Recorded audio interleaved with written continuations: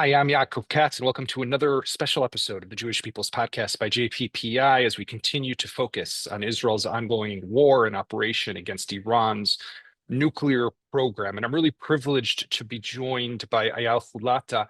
In just a few words, Eyal was the National Security Advisor, head of the National Security Council in the previous Israeli government led by Naftali Bennett and Yair Lapid. He led and coordinated the national effort against Iran, worked very closely with the national security team of President Joe Biden.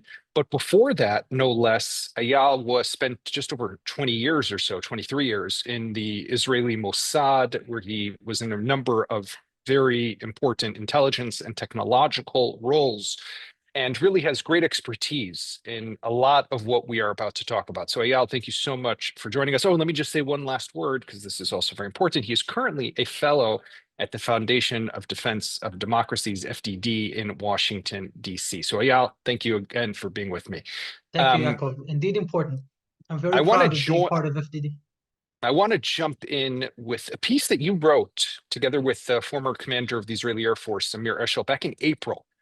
And I want to quote from it for a moment because I think it was really interesting. The title, it's on the FDD website, Tehran is Exposed.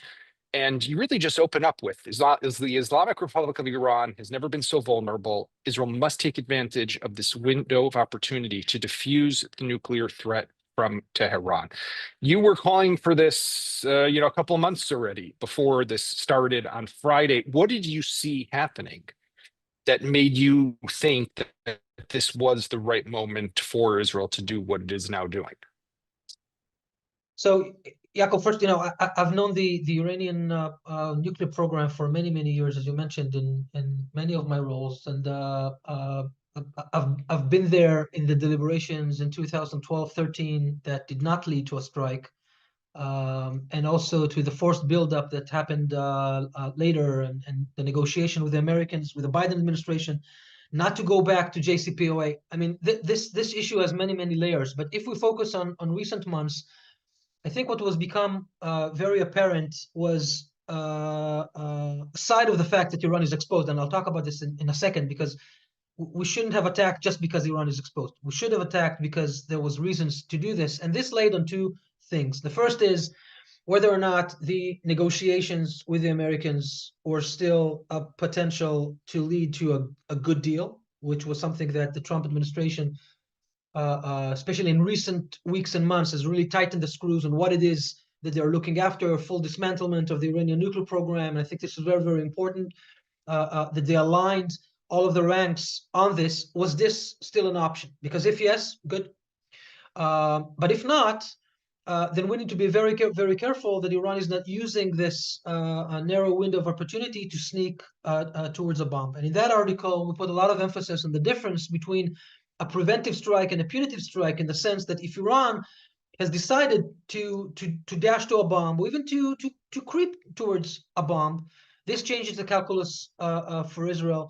Because the thing we should have been worried about is that we strike, and the day after the strike, Iran says, well, we didn't intend to build a bomb, but now we have no choice, we're going to build a bomb. But it so happens, Prime Minister Netanyahu spoke about this, and more details are being exposed. The Supreme Leader has made up his mind, and he gave approval to his weaponization people to start creeping towards a bomb. And this is very, very dangerous. Israel cannot wait in such a circumstance. I did not know all of that in April. In April, I raised this as a question, as like a flashlight or two flashlights. What's happening with the negotiation? What's happening with the weaponization program in Iran? And it so happens that last week, all of that has converged. The Americans, I guess President Trump decided not to wait anymore for the negotiations, because without his at least consent, Israel could never have done what we did on June 12th.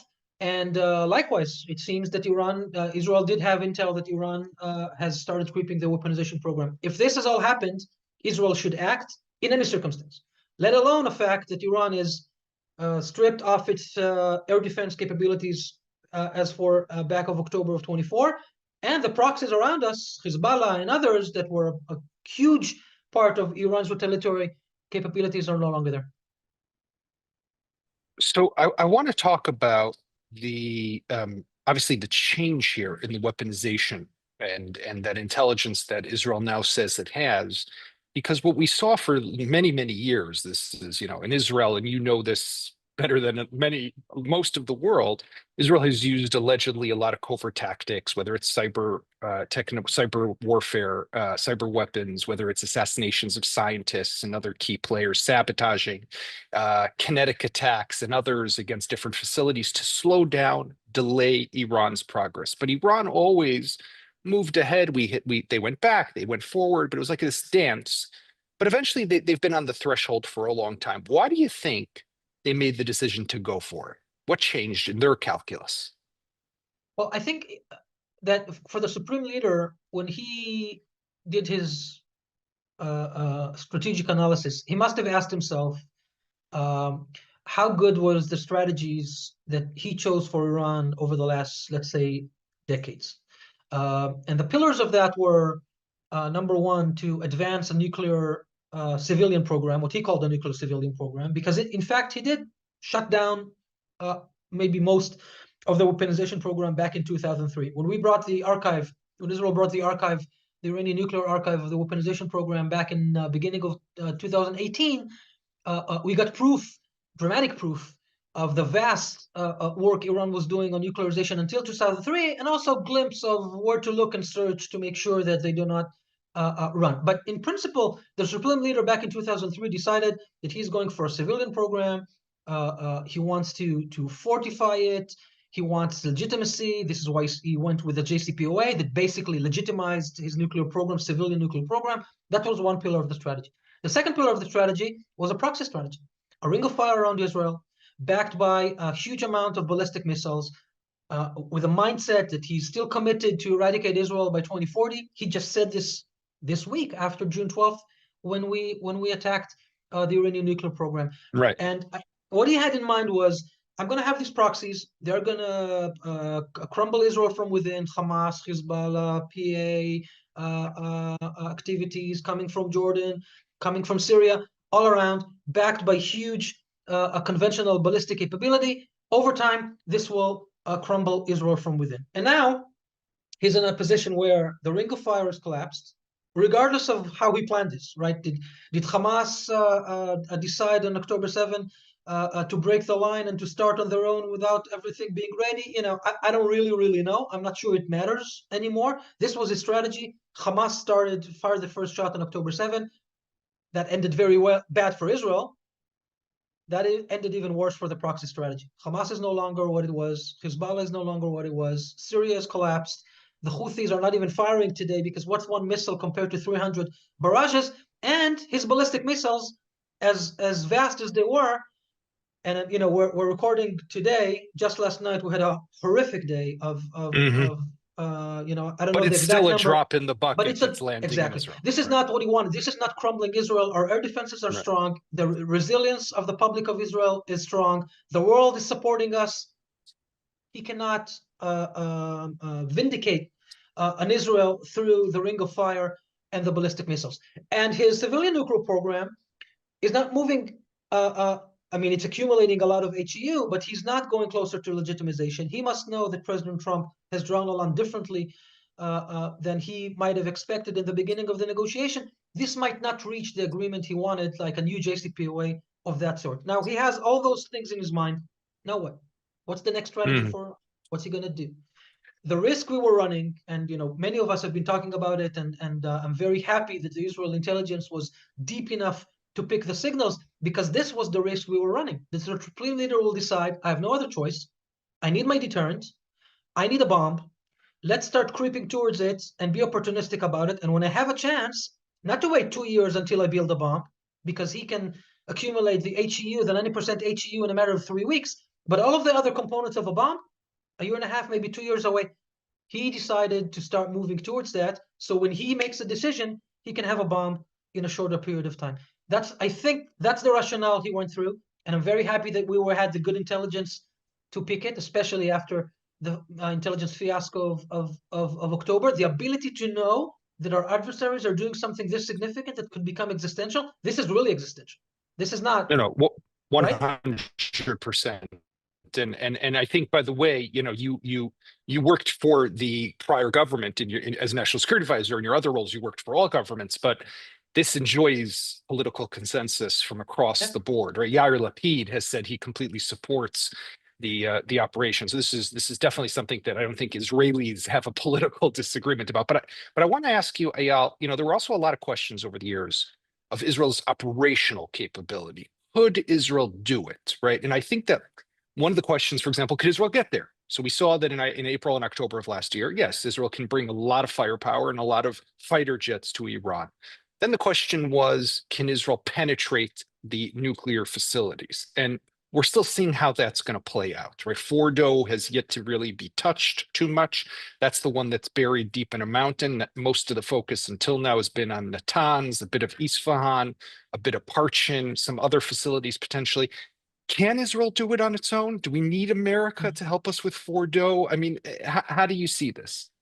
So first, we've seen Israel operate, and I'm here in Washington, and people around me are astonished by what Israel was able to do. I'm gonna get to the sticky points in a second, but first let's give Okay. the praise where it's needed. Israel was able to conduct an operation. It was also true in October, but now it's even wider.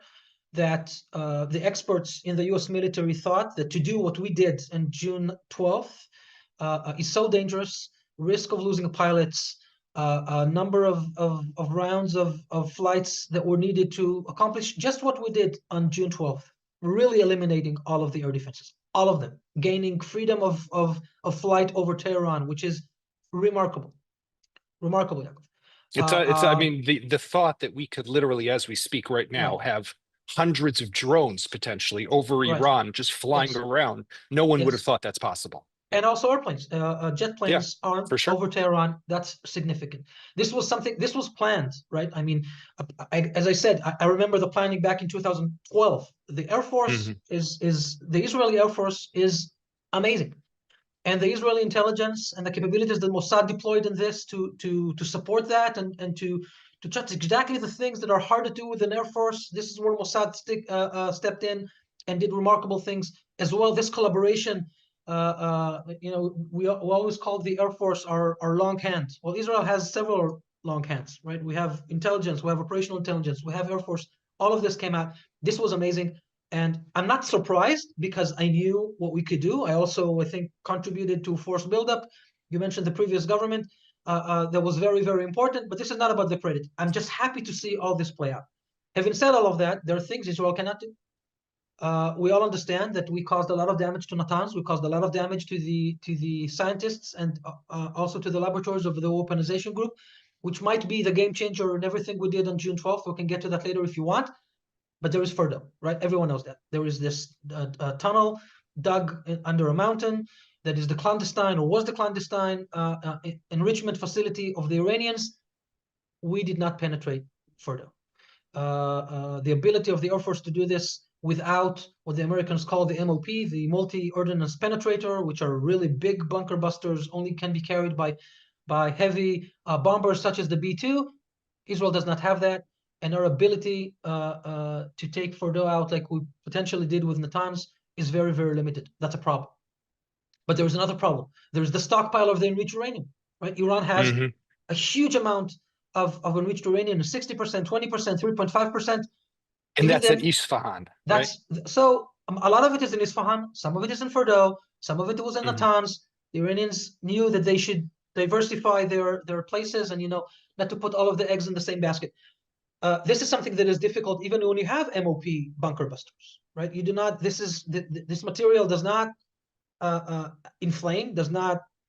You really need to hit it directly to damage it. That's a really, really big deal. So even with American support, there are things we cannot do.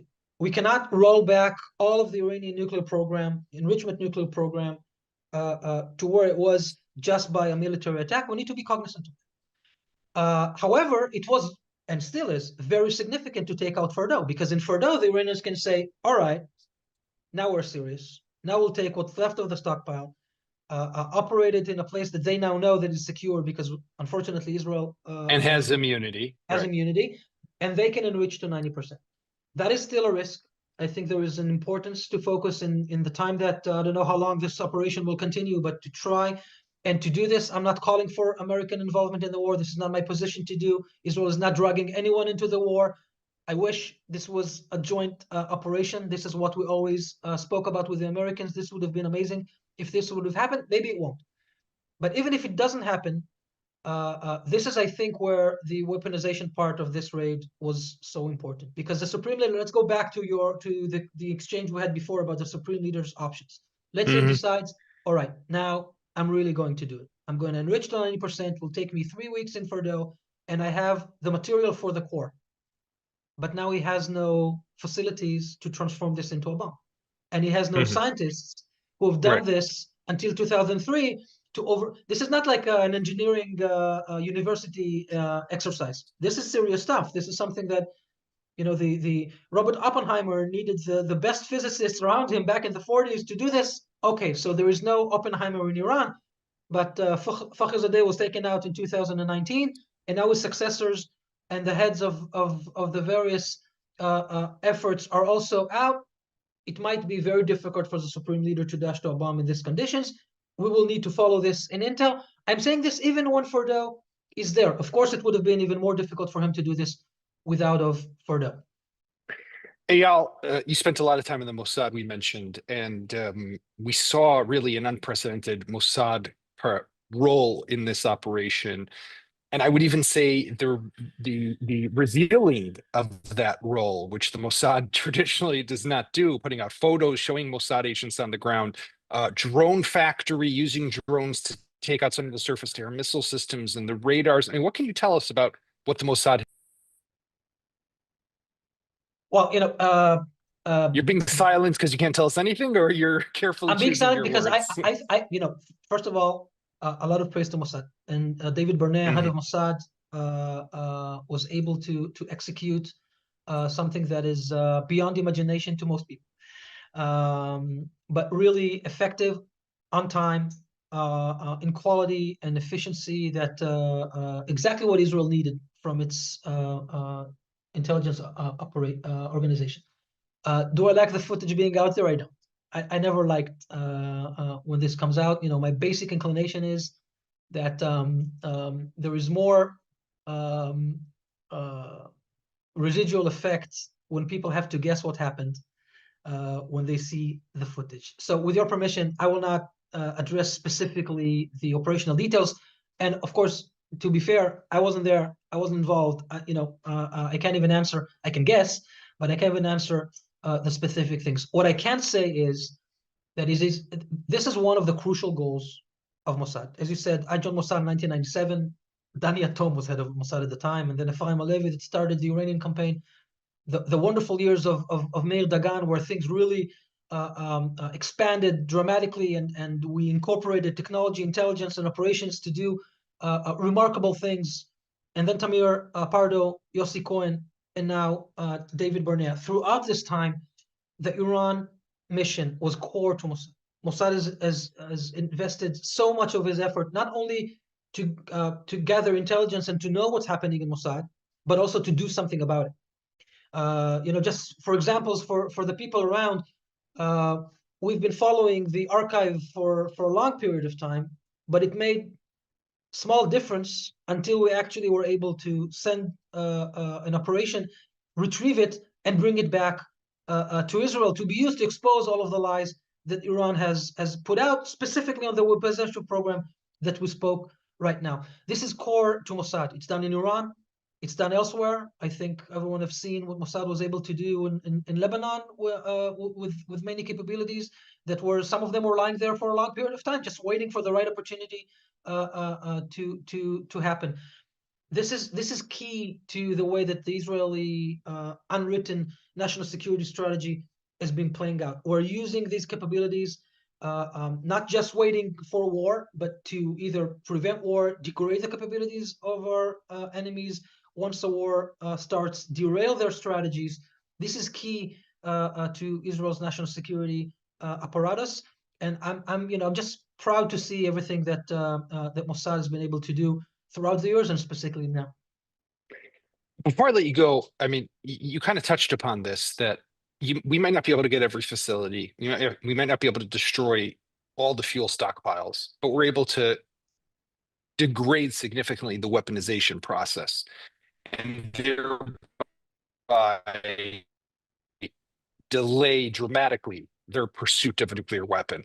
But what that leads to is if we don't have some mechanism in place when this war operation, whatever it is, ends, to prevent them from going deep or going to Fordo, like you mentioned, right? Going in there, closing the door and, doing what they got to do. And we might be back where we are right now in a year or two. So how do we happen? What is needed? So that raises the question of the ending mechanism, right? In the way that I went about these issues when I was national security advisor, even before, when Israel starts a campaign, we should have in mind also ending mechanism. How this how do we want this to end, and what are the mechanisms to bring us to that? I don't know how this was devised. I can propose a few options of how to do this. Otherwise, we might actually get to where you said what you described before. So one thing, of course, is to end it with a clear a military all across success. That calls for, in this case, potentially American involvement. Putting this aside, maybe there will be conditions for that. Maybe Americans will be hit by the Iranians and they'll make a fatal mistake and drag the Americans in themselves. I don't know. This is one option. A second option is to end this with a